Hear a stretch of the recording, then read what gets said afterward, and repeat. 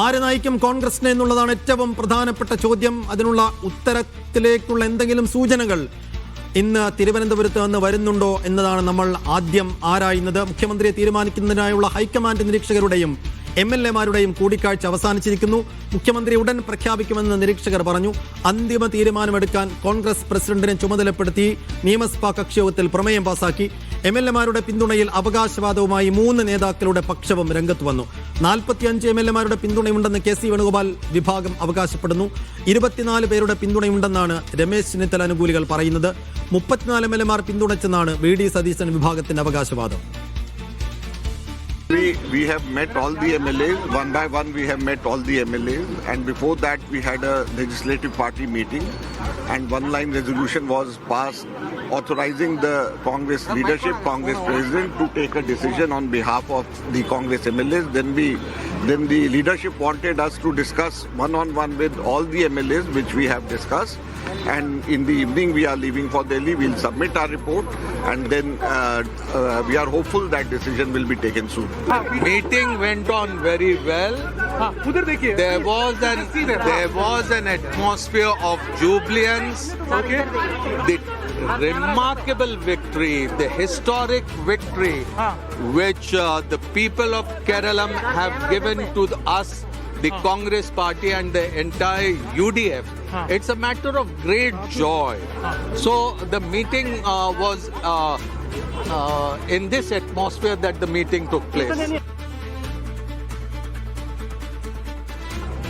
AICC നിയോഗിച്ച 2 ഒബ്സർവർമാരും AICCയുടെ കേരളത്തിന്റെ ചുമതലയുള്ള ദീപാദാസ് മുൻഷിയും ഒബ്സർവർമാരെ അജയ് മക്കനും അതുപോലെ തന്നെ മുഗൾ വാസനിക്കും യോഗത്തിൽ സംബന്ധിച്ചു. ആ യോഗം ഐക്യകണ്ഠേന കോൺഗ്രസ് പാർട്ടിയുടെ പാർലമെന്ററി പാർട്ടി ലീഡറെ നിശ്ചയിക്കാൻ AICC പ്രസിഡന്റിനെ ചുമതലപ്പെടുത്തുന്ന പ്രമേയം പാസാക്കി. ആ പ്രമേയം KPCC പ്രസിഡന്റ് എന്ന നിലയിൽ ഞാൻ അവതരിപ്പിച്ചു. നിലവിലെ പ്രതിപക്ഷ നേതാവ് VD സതീശൻ ആ പ്രമേയത്തെ പിന്താങ്ങി.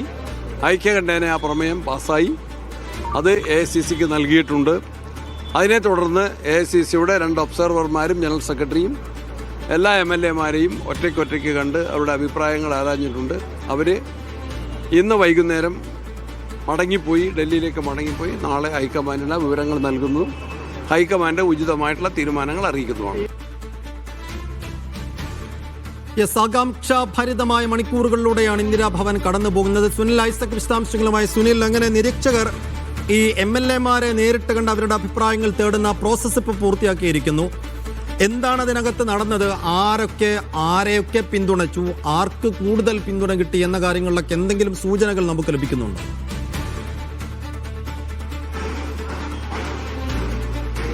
ഷെഫുദ്ദീൻ, കോൺഗ്രസിന്റെ മുഖ്യമന്ത്രി തെരഞ്ഞെടുപ്പിലെ ആദ്യ പടി അവസാനിച്ചിരിക്കുന്നു എന്ന് പറയാം. അത് MLA-മാരുടെ അഭിപ്രായം തേടലും ഒപ്പം മുതിർന്ന നേതാക്കളുടെ അഭിപ്രായം ആരായലുമായിരുന്നു. ഇത് ഏറെക്കുറെ പൂർത്തിയായി കഴിഞ്ഞിട്ടുണ്ട്. ഇന്നലെ വൈകിട്ടോടുകൂടി കേരളത്തിലെത്തിയ AICC നിരീക്ഷകർ മുകുൾ വാസ്നിക്കും അജയ് മാക്കനും പ്രധാനപ്പെട്ട എല്ലാ നേതാക്കളുമായി തന്നെ കൂടിയാലോചന നടത്തി, അവരുടെ അഭിപ്രായങ്ങൾ ആരാഞ്ഞു. അതിനുശേഷം രാവിലെ 11 മണിയോടുകൂടി ഇവിടെ കോൺഗ്രസ് പാർട്ടിയുടെ ആദ്യ നിയമസഭാ കക്ഷി യോഗം ചേർന്നു. നിയമസഭാ കക്ഷി യോഗത്തിൽ ഒരു പ്രമേയം ആദ്യം അവതരിപ്പിച്ചു. KPCC അധ്യക്ഷനാണ് പ്രമേയം അവതരിപ്പിച്ചത്. അതായത് മുഖ്യമന്ത്രി ആരെന്ന കാര്യത്തിൽ അന്തിമ തീരുമാനമെടുക്കാനുള്ള അധികാരം അത് AICC സെക്രട്ടറി, AICCയുടെ പ്രസിഡന്റ് കൂടിയായിട്ടുള്ള മല്ലികാർജുൻ ഖാർഗെക്കാണ്, പാർട്ടിയുടെ പ്രസിഡന്റിനെ ചുമതലപ്പെടുത്തുന്നു എന്നതാണ് ആ പ്രമേയം. അത് VD സതീശൻ അതിനെ പിന്താങ്ങി. അങ്ങനെ 63 MLA-മാരും അതിനെ അനുകൂലിക്കുകയും ആ പ്രമേയം പാസ്സാവുകയും ചെയ്തു. പിന്നാലെയായിരുന്നു MLA-മാരുടെ അഭിപ്രായം തേടൽ. അവരുടെ ആരെ പിന്തുണയ്ക്കുന്നു എന്നത് സംബന്ധിച്ച കാര്യങ്ങൾ ആരായുക എന്നതാണ് ലക്ഷ്യം. അതിന്റെ ഭാഗമായി ഓരോ MLA-മാരെയും രഹസ്യമായി മുറിയിലേക്ക് വിളിപ്പിച്ച് അവർ ആരെ പിന്തുണയ്ക്കുന്നു എന്ന് ചോദിക്കുകയും അത് റെക്കോർഡ് ചെയ്യുകയും ചെയ്തു.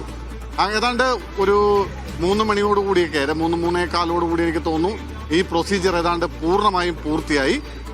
നേതാക്കന്മാരും MLA-മാരും ഒക്കെ ഇവിടെ നിന്ന് മടങ്ങിയിട്ടുണ്ട്. AICC നിരീക്ഷകരും ഇവിടെ നിന്ന് മടങ്ങി.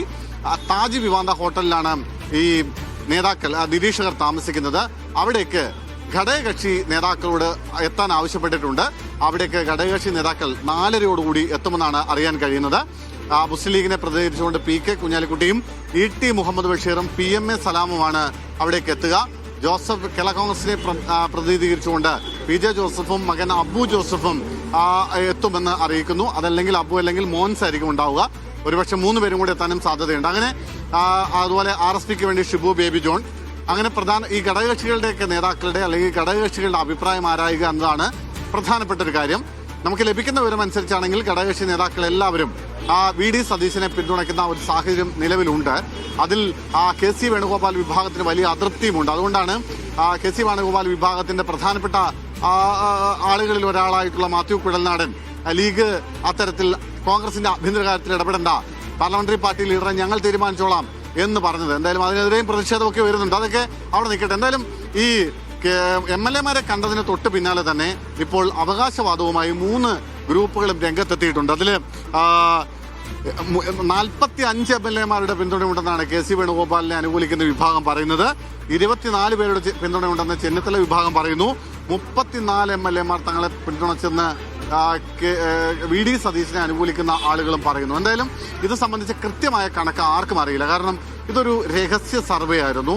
ഈ 2 നിരീക്ഷകർ മാത്രം ഓരോ MLA-മാരെയും വ്യക്തിപരമായി വിളിച്ച് അവരുടെ അഭിപ്രായം തേടുകയാണ് ചെയ്തത്. അത് റെക്കോർഡ് ചെയ്യുകയാണ് ചെയ്തത്. അതൊരു പക്ഷേ പുറത്ത് പറയുന്ന ആളെ ആയിരിക്കില്ല അവിടെ ഈ നിരീക്ഷകരുടെ അടുത്ത് ചെന്നപ്പോൾ MLA-മാർ പറഞ്ഞിട്ടുണ്ടാവുക. അതുകൊണ്ട് ഇവരുടെ എന്തും അവകാശവാദം, പലരും കൊടുക്കുന്ന അവകാശവാദങ്ങളും കണക്കും ഒക്കെ പൂർണ്ണമായും തെറ്റാകാനാണ് സാധ്യത. കാരണം ഇത് വെറും അവകാശവാദം എന്നതിനപ്പുറത്തേക്ക് ആർക്ക് എത്ര പേരുടെ പിന്തുണ എന്നത് സംബന്ധിച്ച കൃത്യമായ ധാരണ ആർക്കുമില്ല. എന്തായാലും ഈ റിപ്പോർട്ട് എല്ലാം കൂടി ഘടകകക്ഷികളുടെ നിലപാട്, MLA-മാരുടെ നിലപാട്, ഒപ്പം മുതിർന്ന നേതാക്കളുടെ നിലപാട്, ഇതെല്ലാം കൂടി ക്രോഡീകരിച്ച് ഇന്ന് രാത്രി ഇവിടെ നിന്ന് ഡൽഹിക്ക് മടങ്ങുന്ന നിരീക്ഷക സംഘം നാളെ തന്നെ ഹൈക്കമാൻഡിന് കൈമാറും. ഹൈക്കമാൻഡ് ആ റിപ്പോർട്ട് കൂടി പരിശോധിച്ചാണ് ഒരു തീരുമാനമെടുക്കുക. ഒരുപക്ഷെ ഈ റിപ്പോർട്ടിന്റെ മാത്രം അടിസ്ഥാനത്തിൽ തീരുമാനമെടുക്കാൻ സാധ്യത പൂർണ്ണമായും അത് മാത്രം ആശ്രയിച്ചായിരിക്കില്ല തീരുമാനമെടുക്കുക. അതിനൊപ്പം പൂർണ്ണമായും MLA-മാരുടെ അഭിപ്രായത്തെ മാത്രം ആശ്രയിച്ചായിരിക്കും ഒരു തീരുമാനത്തിലേക്ക് എത്തുക എന്നുള്ളത് ഉറപ്പാണ്.